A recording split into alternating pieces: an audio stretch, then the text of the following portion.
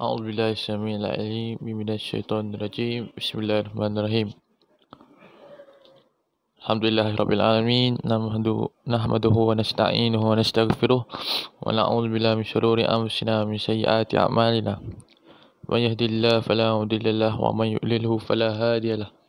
أشهد أن لا إله إلا الله وحده لا شريك له وأشهد أن محمدا عبده ورسوله. أما بعد.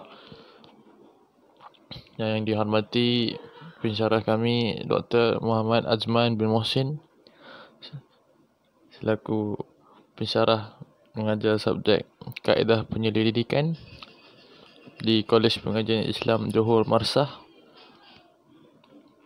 Dan insya-Allah pada hari ini kumpulan nama saya Hasif Farhan Zain bin Hambal Hafiz Zain yang buka matrik saya KHD 2006010005 dan sahabat saya Muhammad Farid Rizwan bin Yahya membuka matrik KHD 2006010016. InsyaAllah pada hari ini kami akan menerangkan, saya sebagai wakil daripada kumpulan kami akan menerangkan 5 soalan kaedah penyelidikan. InsyaAllah.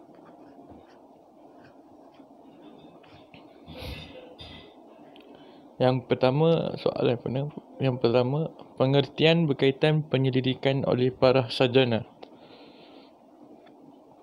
Macmillan and Schumacher 1977 menyatakan bahawa penyelidikan merupakan satu proses sistematik dalam mengumpul dan menganalisis data atau maklumat untuk tujuan-tujuan yang tertentu. Mowley 1963 pula menegaskan penyelidikan sebagai suatu proses untuk mendapat penyelesaian yang boleh dipercayai kepada masalah melalui pengurutan data, penganalisisan dan interpretasi yang terancang dan sistematik.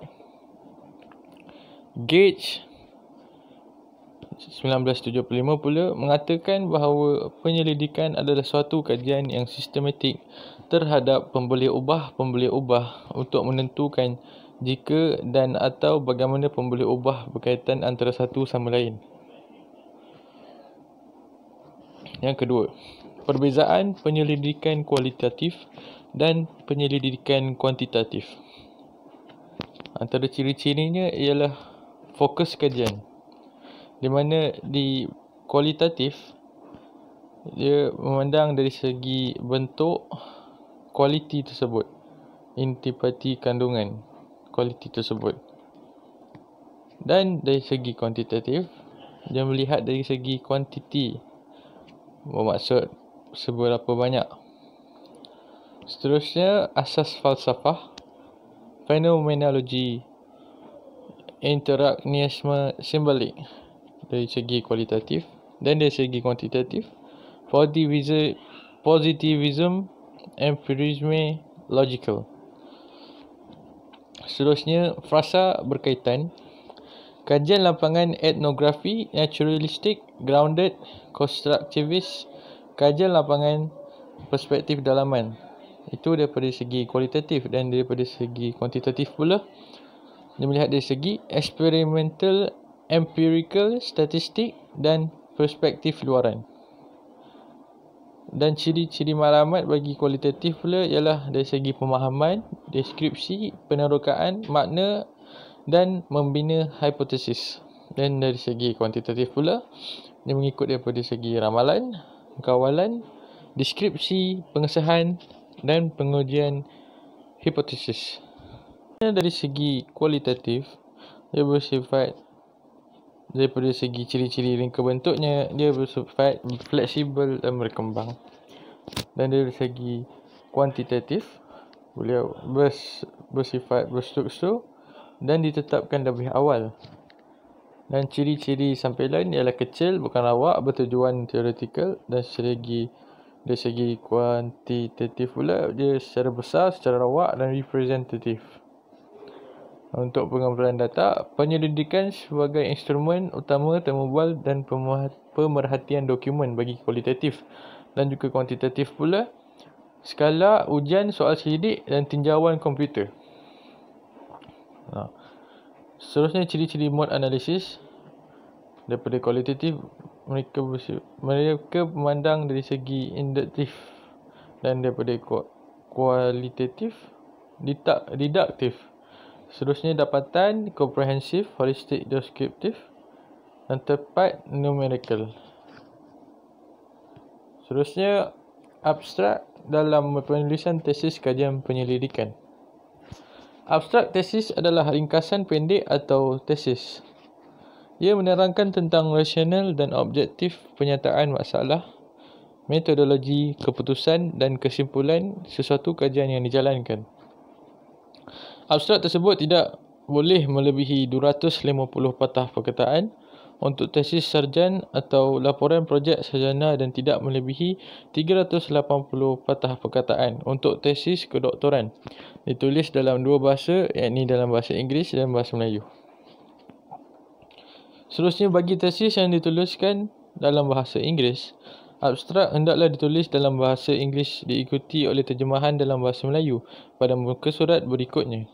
Jangan masukkan ulasan karya, singkatan tanpa penjelasan, kekangan atau cadangan kajian atau cadangan kajian lanjutan dalam abstrak. Dan terakhir, abstrak mesti ditulis menggunakan 1,5 langkau. Seterusnya, kepentingan mereka bentuk kajian dalam penulisan tesis kajian. Pertama, untuk memastikan kesesuaian data yang dikumpul. Yang kedua, untuk menentukan ukuran data yang betul. Yang ketiga, untuk memastikan teknik analisis data yang betul. Yang keempat, untuk menghalalkan tajuk penyelidikan ke arah yang betul, iaitu untuk mencapai objektif dan menyelesaikan persoalan kajian. Yang kelima, untuk mendapatkan jawapan yang sah bagi persoalan kajian menerusi skema pengumpulan data yang betul. Dan yang terakhir, untuk memastikan penggunaan instrumen penyelidikan yang betul. Seterusnya, reka bentuk kajian mempunyai kepentingan khusus dalam projek uji kaji atau eksperimen. Memberikan kepada pembaca kemudahan memperoleh sebuah topik tertentu dengan cara memilih artikel-artikel atau bahan kajian yang berkualiti, relevan, bermakna, sahih dan menyusunnya dalam satu laporan yang lengkap.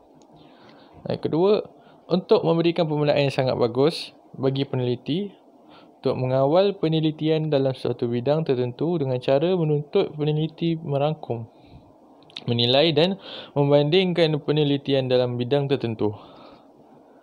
Yang ketiga, untuk memastikan bahawa peneliti atau penulis tidak melakukan duplikasi hasil kerja yang dilakukan. Yang keempat, mengidentifikasikan ketidaksesuaian dalam hal yang mengandungi pertentangan dalam kajian literatur. Yang terakhir, untuk memberikan analisis konstruktif tentang metodologi dan pendekatan dari para peneliti yang lain. InsyaAllah itu saja. Assalamualaikum warahmatullahi wabarakatuh.